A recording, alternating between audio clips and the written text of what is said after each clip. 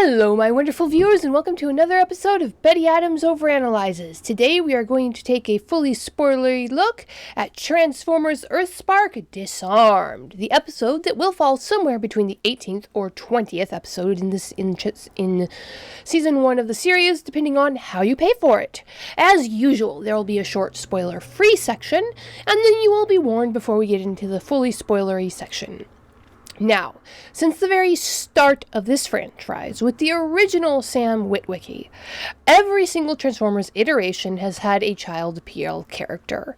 I bet right now, if I asked you to name your top 3 worst ones, you'd be able to pull a list of characters that you might have loved as a small child, but that you loathed as soon as you grew old enough to look at battle practically. From Kicker, to Miko, to What's-Her-Face, who sued the polishing blanket for Starscream. I didn't watch it. AAC. Anyway, there have been children so far integrated into an alien civil war. These are cartoons after all, and the age of the child characters generally represents the intended target demographic. Never mind that the concept of involving children that young is a literal war crime in these situations. The kiddies in the audience need someone to project themselves onto. More recent iterations tried to explain it or justify it. Transformers Prime, it was set up as a witness protection program with Optimus not understanding how human children were not fully autonomous adult humans yet, and they still tried to keep the children out of harm's way. Transformers Rescue Bots, set to show in a peaceful civilian setting, allowing the human child appeal characters to integrate fully with the robots without that problem. The 2015 Robots in Disguise decided to forego human child characters altogether, I believe, and just focus on making Bumblebee utterly adorable. So far, EarthSpark has gone the route of keeping children as non-combatants, with Optimus showing the same ignorance of human growth and development, not understanding that human children do not have adult self-control and decision-making abilities, but with Dorothy Malto letting him know what was what. The danger the children have been in up to this point was either due to them sneaking off, or the danger coming to them in situations where it shouldn't be expected, like when the Seekers attacked the whatever that was. This status quo gets very much challenged in this episode. Then there is a very dark hint that I did not understand, and a rather perplexing bit of primal backstory with visual aid and the spoken word seeming to contradict each other. We get a lot of backstory done in stylized painting still frames, and so the episode ends with, but for that, we need to get into spoilers. So, if you don't want to hear any spoilers, you can click away now. To give you some time and a chance to do that, I will tell you to go check out the links below the video to get yourself a copy of Dying Embers. River dragons who guard the gateway to the next life make for perilous allies. Children's lives are at stake. Book available on Amazon and wherever books are sold. Now, let's get into the spoilers for Transformers EarthSpark. When you are reviewing a children's show, you really don't want to talk about child soldiers. That particular war crime is clearly not what the character creators intended to evoke. They just want a character that their target demographic, in this case, Amazon rates EarthSpark as TVY7, meaning that it's suitable for children age 7 and above. Which is honestly a bit of a stretch if you ask me. They literally had the dead body of a character we are supposed to have compassion for hanging from the ceiling while the bad guys drained his blood and fed it to gladiators. That's not something I would be comfortable showing most 8-year-olds. But be that as it may, with the rating, it makes sense that Robbie and Mo are in grade school. They represent the target demographic, which makes deliberately sending them into a war zone a literal war crime. They are children. Their parents have not been Peter Parkered or even left ignorant. There is no way they should be allowed to fight. Of course, in universe, this is complicated by the rapid pace of their Terran siblings and how they're rapidly overtaking their human siblings in maturity, and Optimus Prime is written with that same ignorance of human development and customs that he has in Prime. So when it turns out that these cyber sleeves that Robbie and Mo were given at the beginning of the series are capable of generating weapons and are technologically equal to the Matrix on some level, it does look like they will be fighting in a final battle and more than just an, oh, whoopsie, we weren't able to get the kids to safety, we'll just have to make do some sort of way, which is what some shows go for. This dynamic is actually a good way to make the Cybertronians seem properly alien, despite its dissonance with the real world. In this G1 style iteration of Transformers, Cybertronians are essentially born as fully functioning adults as far as we know.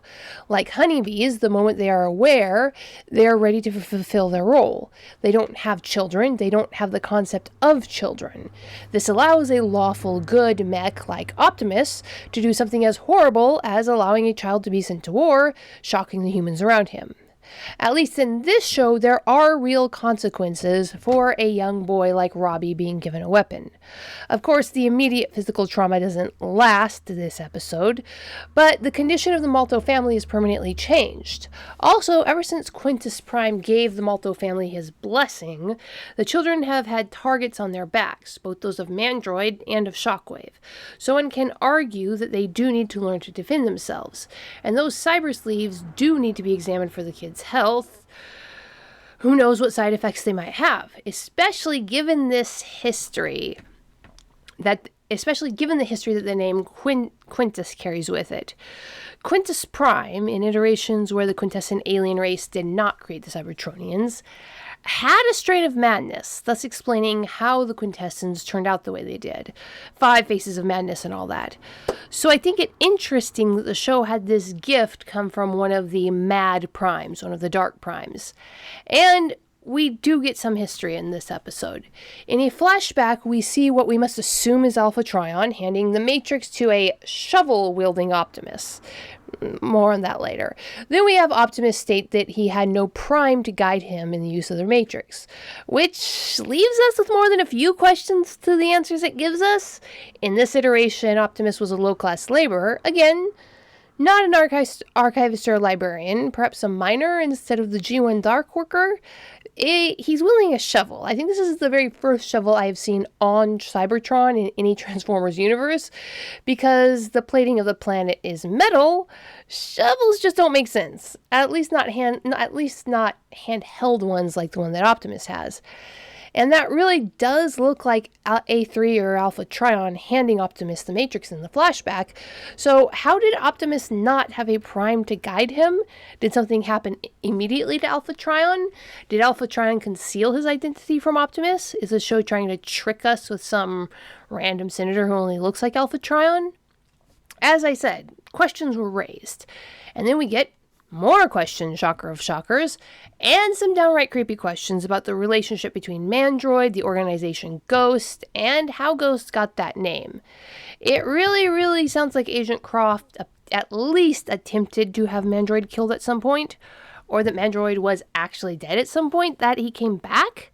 Now, the way the dialogue was framed is clearly meant to be important. It was the focus of that scene. And the Transformers franchise is no stranger to zombie arcs. But when, why, and how did Agent Croft have Mandroid killed and brought back to life? Or, as some other dialogue implies, was it the Decepticons who caused his death and rebirth? Either way, this is getting extremely dark for a YA7 show. And immediately afterwards, we do see a human die in that clinical, you were dead for 7 minutes, the doctor says after he revives you, hospital way, and then be brought back by Cybertronian tech. It makes me wonder how much Mandroid suffered at the hands of the Decepticons, and given that he is at least a big bad of the series, how much the show is going to lean into black and gray morality. But what do you think, my wonderful viewers? Is Mandroid a zombie? If so, was it Agent Croft or a Decepticon who killed him the first time? Does Robbie count as a zombie? How long do you have to be dead? And what method needs to bring you back? And how healthy do you have to be when you come back to count as a zombie? Tell me what you think in the comments below.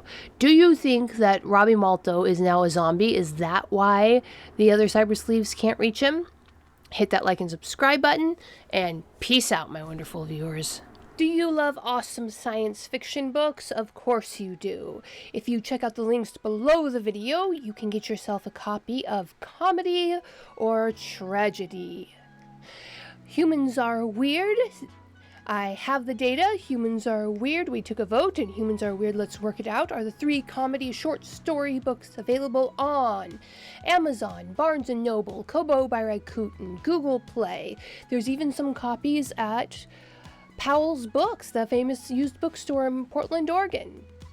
Dying Embers, dragons, aliens, and things that go boom in the night, and soon Flying Sparks. More dramatic, traditional science fiction novels are also available at Amazon. Flying Sparks is still in the pre-order page. If you want a copy, you can email me by contacting the website to pre-order yourself a copy. It's still being edited. So check out the links below the video to get yourself a copy of some wonderful science fiction.